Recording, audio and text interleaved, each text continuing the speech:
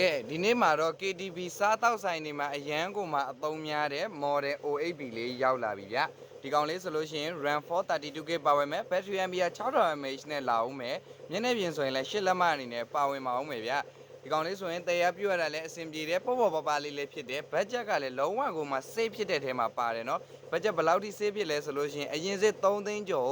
အခုဆိုရင်2သိန်းခွဲလေးနဲ့ကိုရမှာနော်2သိန်းခွဲတိတိလေးနဲ့ကိုရမှာစင်ကတ်နက်ကတ်ထိုးလို့ရမယ် memory ကတ်တက်ကတ်စိုက်ပြီးတော့ပါအသုံးပြုလို့ရအောင်မယ်ဒီကောင်လေးကိုဝယ်လိုက်တာနဲ့လက်ဆောင်တွေဆိုရင်လည်းအများကြီးပေးသွားအောင်မယ်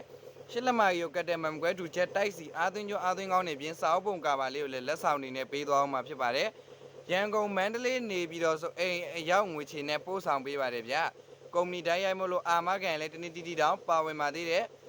ဝယ်ယူပြီးတော့ဗောဒီတပတ်အတွင်းမှာကိုစိတ်တိုင်းမကြဘူးဆိုလို့ရှိရင်လည်းအစ်စ်တစ်လုံးနဲ့ချိန်ပေးပါသေးတယ်ဗျာဒါကြောင့်မလို့မှာယူအားပေးခြင်းနဲ့ဆိုရင်တော့အပေါ်မှာပြထားတဲ့ Viber ဖုန်းနံပါတ်လေးကိုအခုပဲဖုန်းဆက်ဖြစ်စေ Viber မှာဖြစ်စေ TikTok ချက်ပေါက်ကနေဖြစ်စေလာရောက်ဆက်သွယ်မှာယူအားပေးလိုက်တော့နော်